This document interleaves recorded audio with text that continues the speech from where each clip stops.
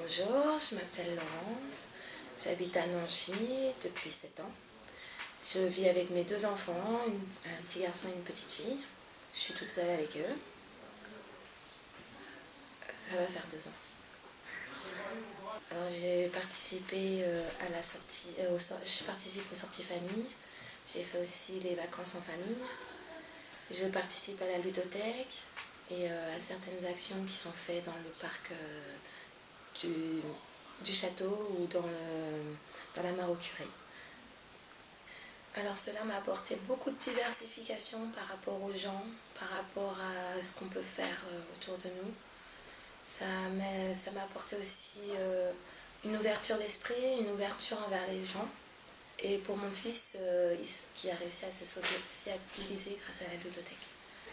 Je pense qu'il y a une très grande capacité pour faire beaucoup de choses, mais qu'il n'est pas assez exploité.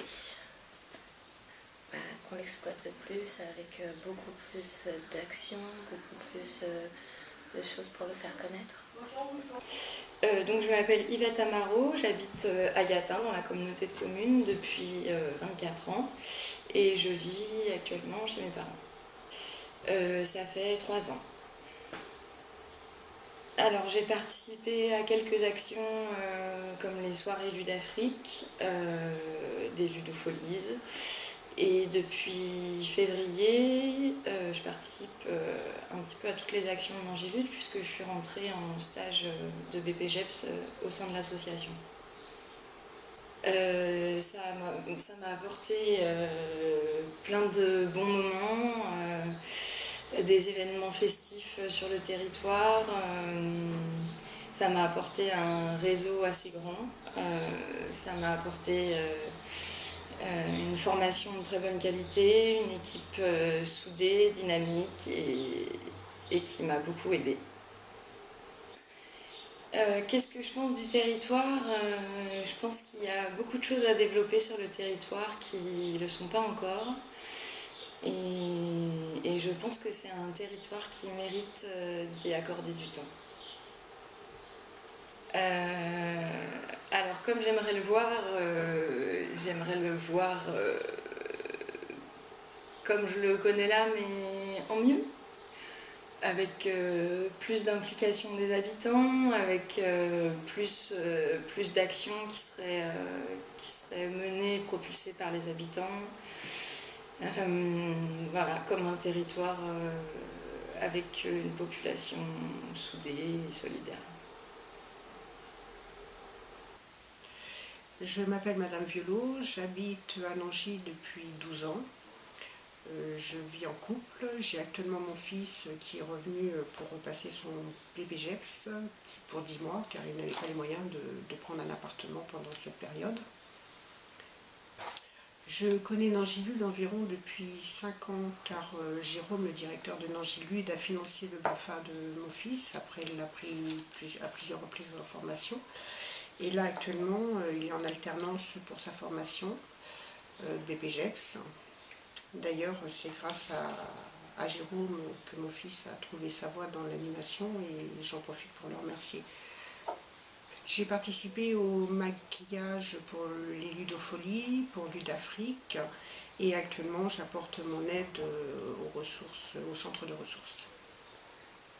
Personnellement, elle m'a apporté beaucoup de choses. Elle m'a permis de rencontrer des gens, d'échanger des idées, d'être utile et je suis heureuse de pouvoir apporter mon aide à Nangilude.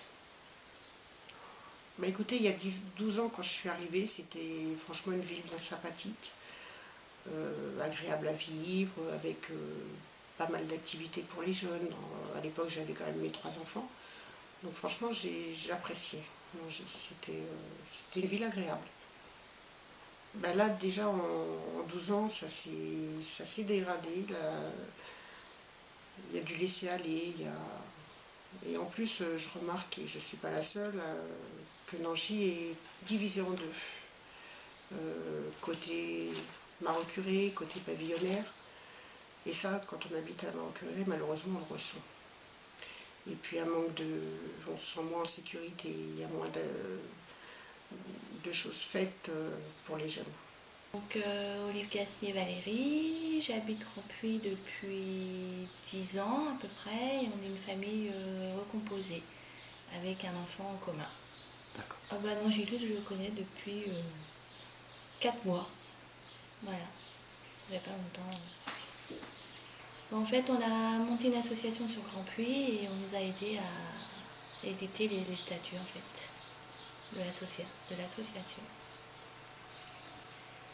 Bah, disons qu'on avait fait pas mal d'erreurs au niveau des statuts et on nous a corrigé ce qu'on avait fait comme erreur en nous expliquant ce qu'il fallait faire et pas faire pour la prochaine si on veut faire une autre association et pour le futur, les aides qu'on pourrait avoir si on veut faire des ateliers, nous prêter de la peinture, du papier, des barnums, de la musique, des jeux de société, voilà.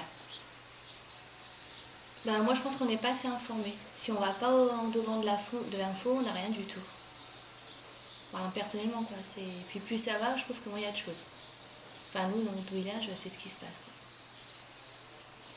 Ben, je pense que ça peut que s'améliorer de toute façon, donc ça va se booster un petit peu plus. Donc je suis Madame Jeanne Sandra, j'habite la Chapelle-Rabelais depuis presque 6 ans et j'ai donc 2 enfants et 3 enfants un week-end sur 2 puisque ma belle-fille habite avec sa maman et qu'elle participe avec nous aux activités depuis 5 ans à peu près. Voilà, depuis que ma première fille a à peu près 2 ans, âge à laquelle elle a pu participer dans un premier temps à la ludothèque. J'ai participé aux activités liées à la ludothèque, également aux ludofolies, aux sorties proposées dans le cadre de la ludothèque. Ça m'a apporté beaucoup de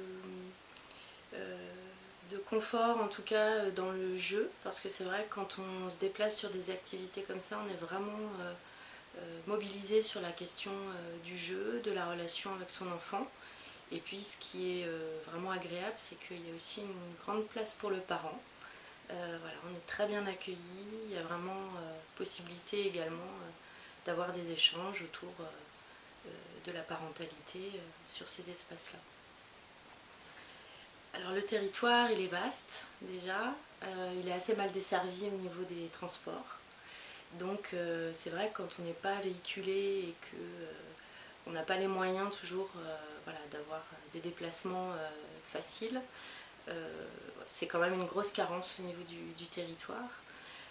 L'autre problème au niveau du territoire, on l'avait un petit peu questionné au niveau de la commune, c'est aussi la possibilité pour les adolescents de pouvoir adhérer et participer aux dispositifs qui sont quand même assez nombreux sur la Seine-et-Marne, mais qui ne sont pas toujours accessibles.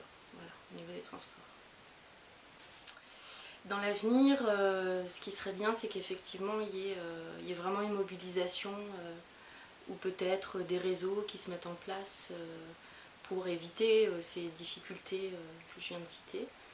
Je pense qu'il y a vraiment au niveau des parents des ressources possibles, mais aussi au niveau de l'information. De ce qui peut être proposé, de la manière dont on pourrait mettre en place peut-être au niveau des communes des transports qui permettent à chacun de pouvoir se divertir et d'accéder à la culture également.